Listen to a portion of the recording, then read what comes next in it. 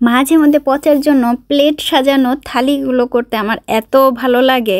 এটা কিন্তু সবসময় খায় না, মাঝে মধ্যে যখন স্কুল থেকে ফিরে আসে তখন মাঝে মধ্যে যখনই বলে যে আবার মাঝে মধ্যে বুঝছেন যে একটু পকম ভাব মানে ফ্রাইড রাইস করে দাও, ঠিক তখনই কিন্তু থালিগুলো বিশেষভাবে হয়।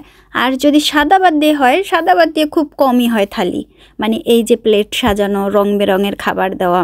হ্যাঁ, আমি রং বেরঙের খাবার বলি নানান ধরনের খাবার দিয়া, এই যেমন ধরেন আপনি চিকেন সসেজ নেবেন বা বিফ ব্রিস্কিট নেবেন, ভাত ভাজা করবেন, একটা ডিম দেবেন। আমি কিন্তু পেঁয়াজও দেই নি, আজকে কাঁচামরিচও দেই নাই, ব্ল্যাক পেপার পাউডার দিয়ে যে খুব সহজেই ইজি রেসিপিতে ভাত ভাজা করে দিলাম, ডিম ভাজা করছি, তার সাথে এই যে ভাত ভাজাটা দিয়ে দিলাম গরম গরম। আর ওই যে ডিম ভাজা করছি একটুখানি রয়ে গেছিলো, সেটা কুচি করে দেবো, একটা জ্যাম দিলাম, কিছুটা দিয়ে দিলাম এইখানে কাটলেট। এখন আপনি আপনার পছন্দ মতো খাইতে পারেন, কাটলেটে চিকেন খাইতে পারেন বা বিফের খাইতে পারেন। কিছুটা মোমো দিলাম, চিংড়ি মাছের 2 রকমের 2টা।